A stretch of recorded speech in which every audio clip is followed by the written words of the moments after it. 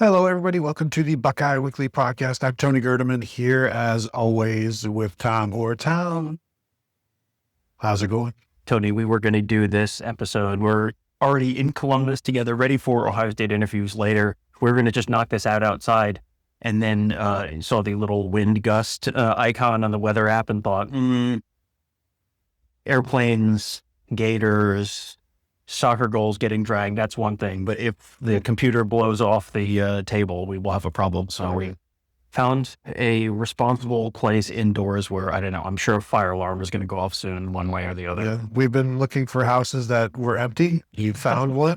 And here we are to talk about, possible future unsung heroes, future legends of the game, and the 5 under-the-radar players that could swing the verdict of the Ohio State-Michigan game, Tom. And I went first with the 5 matchups that will change the game, that will win the game. I will let you go first this time around. Now, with this kind of show topic, I thought, how under the radar are we talking about?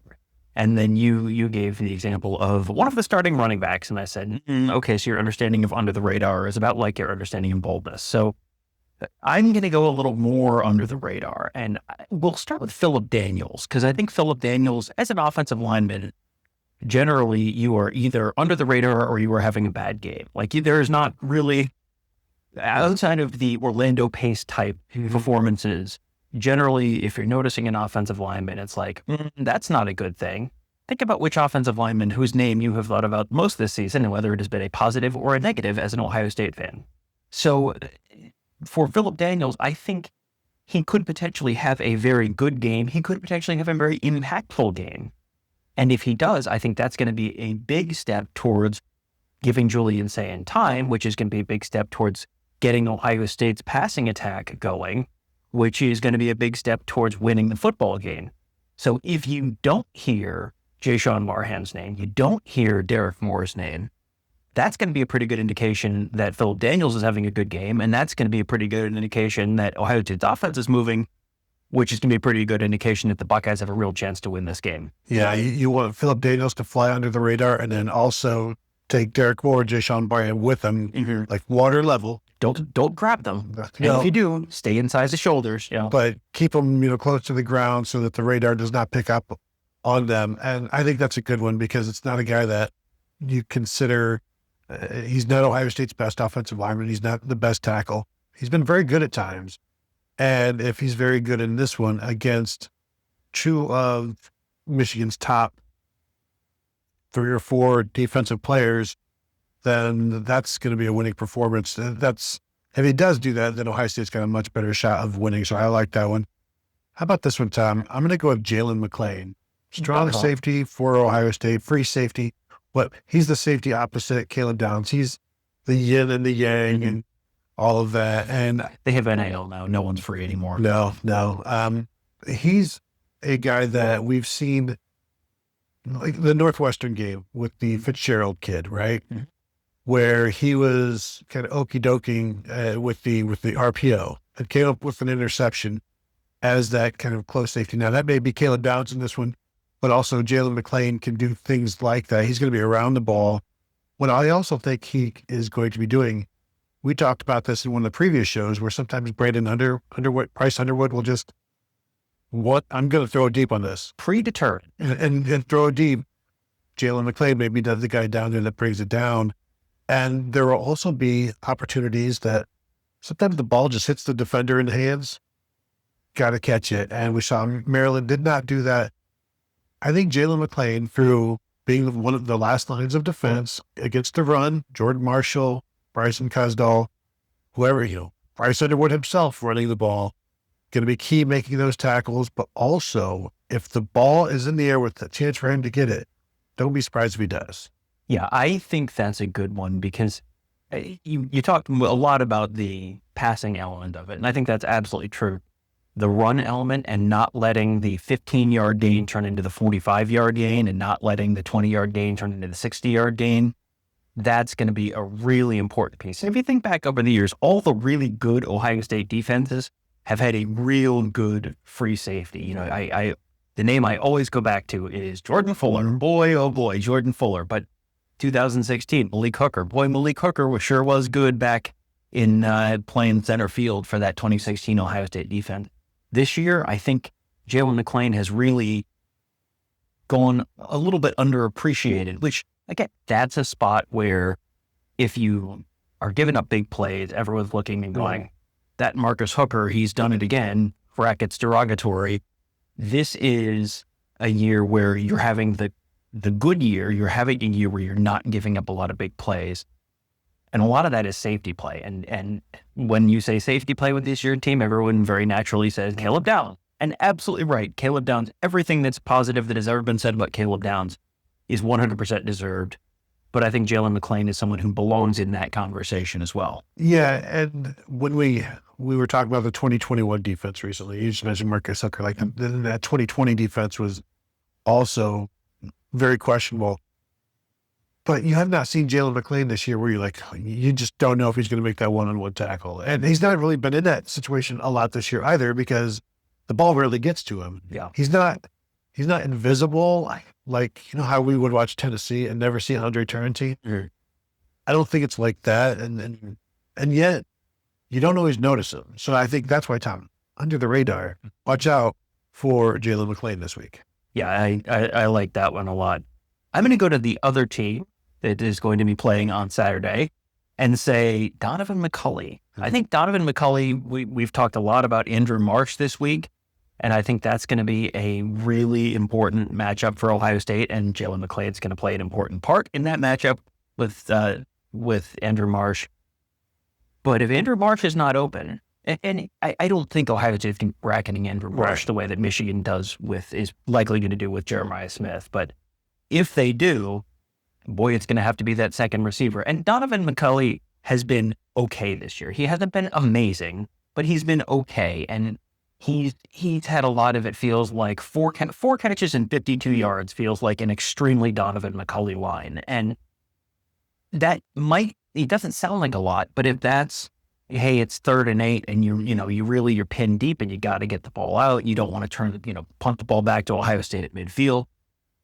If one of that, if those 4 catches for 12 yards each are 3rd and 8s, or hey, it's 2nd and 9 and boom, you move the chains, or even if you're behind the chains and it's 2nd and 14 and you get 12, well, then it's manageable.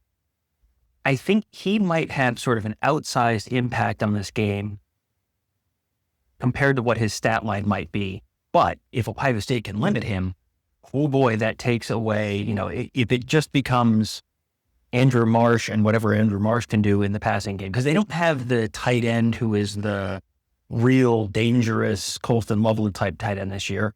And the running backs have been okay in the passing game, but I feel like Justice Haynes was the biggest receiving threat out of those running backs, and he's not going to be there on Saturday. I think you need someone else to step up in addition to Andrew Marsh from Michigan, and McCulley, I think, would be the first name I would think up there. Yeah, because he wouldn't expect it to be what Channing Goodwin, who has been a spot starter, Samaj Morgan out of the slot, who knows what his situation is going to be. But McCulley is big. He's 6'4", 215, 220 pounds, a veteran. I think he's a much better complement as opposed to the number one. And at the start of the season, he was the number one and it wasn't working. And even halfway through the season, he and Bryce Underwood still were on the same page. You saw him take a little screen, like 20-some yards for a touchdown against Maryland. Good quickness. The blocking was good, but it was good quickness, good vision, good change of direction where it was just like he caught it and you thought, well, this is going to be a 4-yard gain, and all of a sudden he was in the end zone. Yeah, you saw why he was an interesting prospect as a quarterback out of high school and when he was at Indiana, because he can move, he can maneuver through a crowd. And I think there's also a way that I should have put this in my bold predictions that we're going to be eventually recording, or maybe have already recorded. You don't know. Don't be shocked if Donavon McCulley throws a pass. Oh, yeah. In this one, because we've seen him, Michigan will always try to do something, whether it's a double pass or he has run a couple of jet sweeps to not much avail, but also you hand him the jet sweep going to the right and he's a right-handed thrower. Don't be shocked if, why isn't he going towards the line? He's in fact going, he's getting ready to throw the ball. I think that's a possibility. That's not something that anybody is necessarily planning for, but Ohio State is planning for that. But a guy that is not Adrian Marsh, but could have a very big impact in this game. He's had to catch every single game this season. A couple of games is just one, but he's a guy that you can't just ignore. If he was your number one, you'd be like, yeah, you're going to be okay. If as the number two, it's just like, be aware of him. Right. Donavon McCulley as the leading receiver for Michigan earlier in the year was like one of, it's a sitcom, but it's a sitcom where the big star is like a character actor. And it's like the character actor, it's like, it's that guy, one of those. It's not, oh, look, there's Brad Pitt or whoever. It's like, it's that guy. He played that attorney in that one thing. Sometimes you can't, you can be very good at what you do, but not be able to sort of carry the show. That was felt like Michigan trying to have Donavon McCulley be the number one receiver. And once he's been back in that sort of secondary role, then he's sort of settled into, okay, hey, he can sort of play off of the lead actor. That's, I think they've sort of found something there, but they've only found so much. And to your point on McCulley throwing a pass, 100%, you can see that happening. Michigan is good for one of those a game. It feels like you're going to have a reverse flea flicker. You're going to have a double pass. You're going to have, it was 2022 when Khalil Mullings threw that kind of jump pass for a long gain at Ohio State. They're going to have at least one of those. Ohio State has done a very good job this year holding their water and not falling for the banana in the tailpipe on that kind of play. But I'm sure that is potentially coming. You know how Michigan always gets Ohio State with something. That becomes the lure. Like it used to be, just understand Michigan's going to hit a 42-yard screen pass to the running back. Mm-hmm. They're going to do something. And right now, as you said, Ohio State has been very disciplined with all of these trick plays. But I wonder if that's the something. Like that has become the new 42-yard screen pass. It's like, you knew they were going to do this? Mm-hmm. How could you let this happen? Like you're the most disciplined team that we've seen defensively all season long, and you allow this to happen. You knew they were going to do it. It's like people are already getting pre-angry. Sorry about that. So I like that one. He's a guy that can do some stuff after the catch as well. He's a physical guy. He and Davis Igbenogson getting after it. Oh, yeah. Be some offsetting penalties or some not offsetting penalties that leads to some first downs for Michigan. If IGB is a little too handsy and gets caught being the second guy. Mm-hmm. Because there's going to be some pushing off, there's going to be some grabbing, two big guys getting after it. Okay, I like that one. Here's one, I'll stick with Michigan because when we say 5 under the radar players that can decide the game, this could be either way. Like, oh yeah, a positive or a negative. And I'm going to go with Cole Sullivan, sophomore linebacker, middle linebacker, who may be in the game for Ernest Hausman. He was this past week, and he's played quite a bit this season. He's been injured as well. Was on the Mark Rogers show on Wednesday, and Alejandro Zuniga from 24/7 covers the Wolverines was on, and he was asking him about Ernest Hausman. Do you expect him to play? He's like, he's going to be on the availability report, questionable brackets, spiritual journey.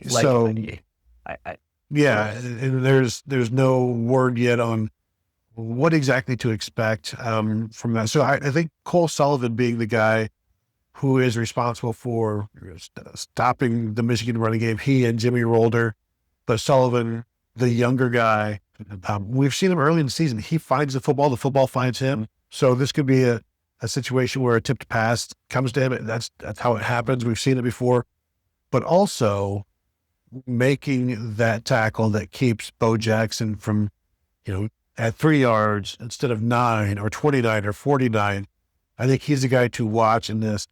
And that was number 23? Yes, 23. So that's right, yeah. At linebacker, keep an eye on him. Even if Ernest Hausman is playing, they will probably rotate those guys in.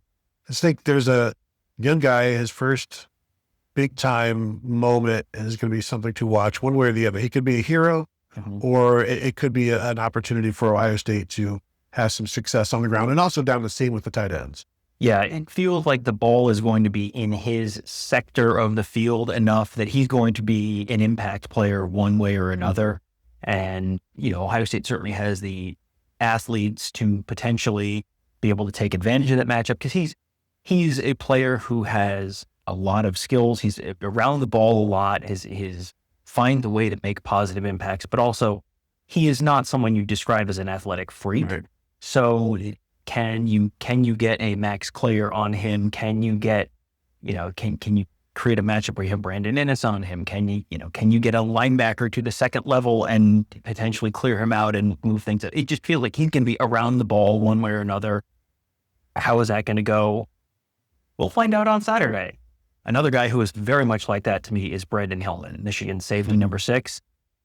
He is the strongest of the strong safeties in probably in the entire Big Ten. An enormous hitter. You could see him having a hit that completely changes the game, jars the ball loose, knocks the player out of the game, draws a targeting penalty. He is another guy who you see him on the field, and he is one of those, like, you want to have your head on a swivel going over the middle against Michigan because Brandon Hillman out there somewhere. But also, he's not great at using his arms when he tackles a lot of times, and the angles are sometimes a little iffy. And a lot of the big plays that we've seen from teams like USC, like the USC game was one where it was like, oh, buddy, you were having a day, not in a good way. Just bad angles, not getting guys to the ground when he is there, trying to, going for the highlight reel hit and not just the stick, wrap, get him to the ground kind of hit.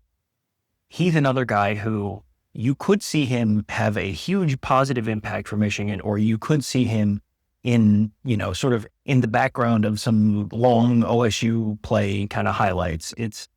He's going to be, he is someone who's probably not one of the 5 players in the defense you're going to talk the most about, but he might be someone who is, again, around a lot of these big plays one way or another. To me, he's the biggest hitter in college football, and I think number 2 is the Fitzgerald kid at Northwestern, based on what we saw in that game. But Brandon Hillman, we've seen it all season long, and it could be a receiver, it could be a running back, doesn't matter.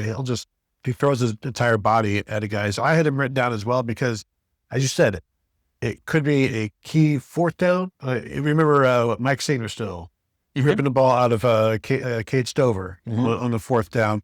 Could be something like that.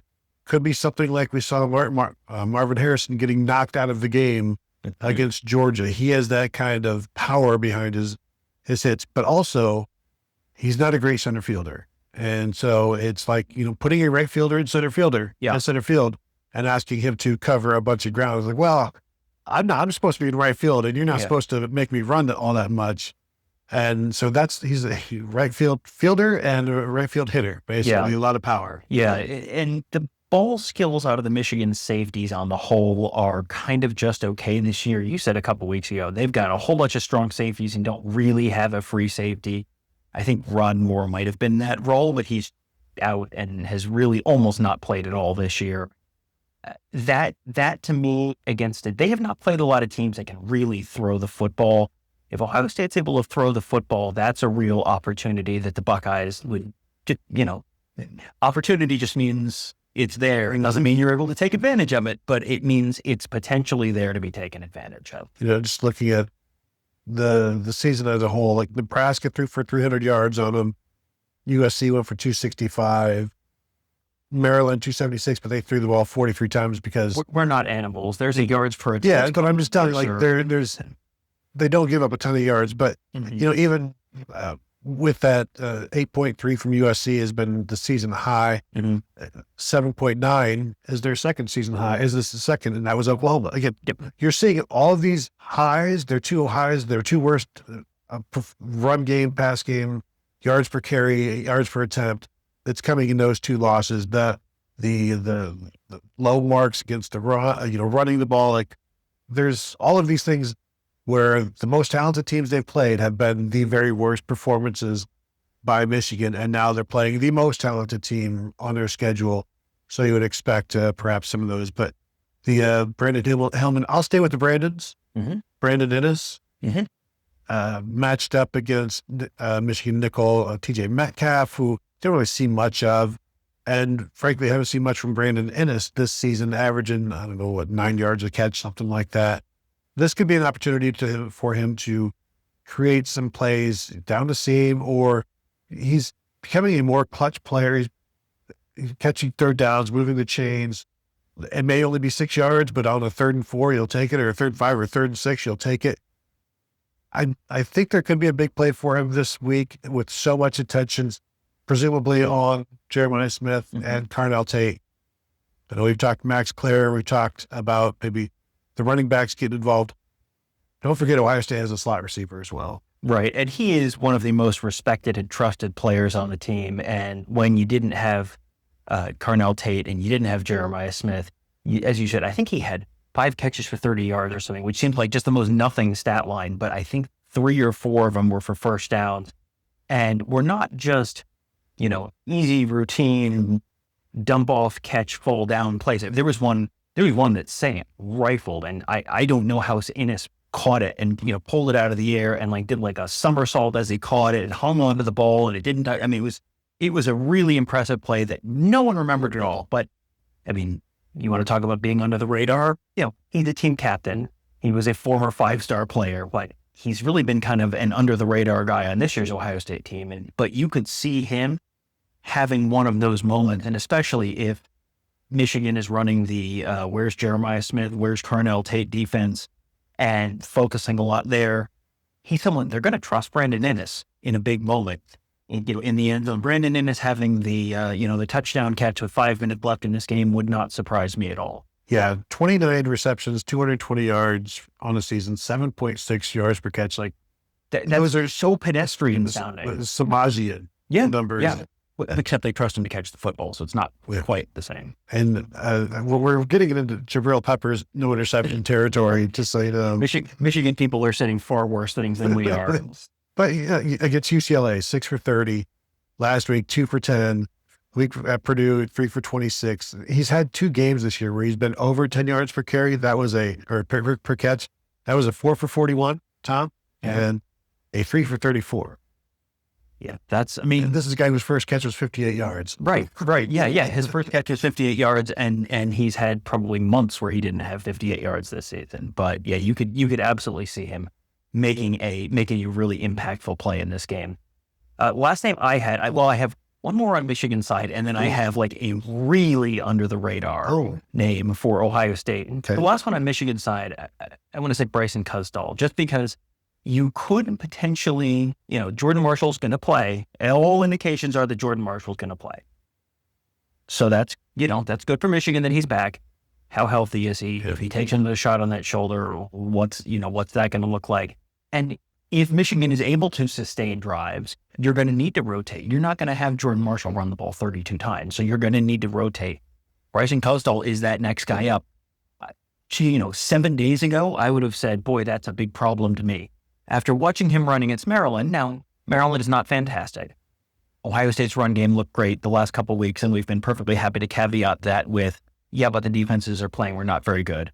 So we're going to caveat this as well with, but the Maryland defense isn't very good. But he runs hard, right? Cusdall runs hard. He came in with no fanfare whatsoever, no hype, really no interest from most programs, and it really was kind of a non-factor until very recently. And then once you got through enough of the depth chart to get down to his spot, it was kind of they've got something there. And I'm not expecting this to be a Tim Biakabatuka game or anything like that, but if Bryson Cusdall has 8 carries for 38 yards, that could be a really, for a guy whose name we didn't say on any of the Michigan Monday shows until probably a week or 2 ago, that could be a really surprisingly impactful performance.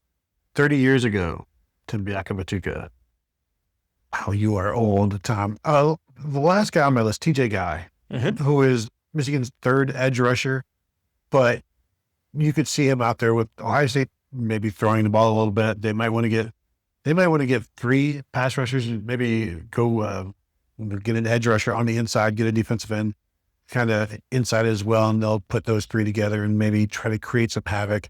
He's a guy that has had moments this season, but then he went quiet when Jayshon Barton moved outside, and he really didn't see much from him.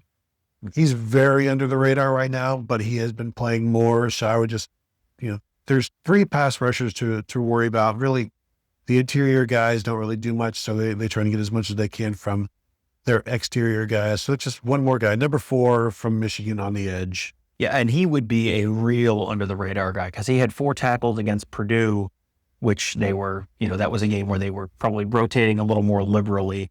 But other than that, 1 tackle against Maryland, 1 tackle against Northwestern, 1 tackle against Michigan State, nothing against Washington, 1 against USC, 1 against Wisconsin, and then going back 2 against Nebraska, 3 against Oklahoma, 1 against New Mexico. I mean, really, he has been very, very under the radar this year. We saw a lot more from him last year. It just feels like he's sort of lost the role that he had last year. But yeah, definitely someone you could see at least situationally there for Michigan in some big moments. So that, oh, hang on. I got one more. Right. We got to go real. This is like radar hasn't been invented yet. Let me say the name Aaron Scott to you. Would you I was thinking this one. Okay, you go ahead and we'll see. We're on the same wavelength here. Because Andrew Marsh is Michigan's new special teams return guy after replacing Samaj Morgan last week. And I totally meant to put that down. And thank you for reminding me that I had this one the entire time. Aaron Scott, usually the first guy down on kickoff return. And I meant to go and look to see the gunners as well. But on that kickoff return, he needs to wrap up and make sure that he's wrapping up Andrew Marsh, because Andrew Marsh is an aggressive guy. I don't know how often he's going to want to just wave it off. He's going to want to return the ball. So Aaron Scott, when he gets down there, and he does, I think last week he made a hit but missed a tackle. Like the returner kept going. This week, got to bring him down. Yeah. I could see Michigan, especially if you get to a point where the offense isn't moving the ball consistently. Ohio State has for years just kind of looked at their offense and thought, just catch the ball and hand the ball to the offense at the 25 or wherever you are, and the offense will take it from there. Thank you very much. Just don't turn the ball over. If Michigan's offense isn't moving the ball particularly well, then you might take your chances with running the ball out of the end zone. He's not going to do this on his own. He's a freshman, but he's not an idiot, right? And he's going to, this would be probably a strategic thing for Michigan to make the decision to, hey, we gotta, we have to try and find a way to get the ball to midfield. This may be a way to do it. And he had a fumble early in the year, but I don't think we've seen one from him in a while. And he made a couple bad decisions early in the year in terms of taking it out and then getting tackled at the 13. Decision making even better recently. But if you get to a point where you got to take it out, you got to get him to the ground. And also, if you get him to the ground at the 15-yard line instead of the 25, that potentially is a pretty significant field position thing. So, this is layers deep here in terms of off the radar, under the radar guys. But I think that's one worth. I'm Christian, the fact that you also had the exact same thought. Yeah, and I'm glad you brought that one up, because I would have been kicking myself if I had forgotten, but I did remember. So thank you for that. So there you go. Some under the radar guys that could end up being the difference in this game.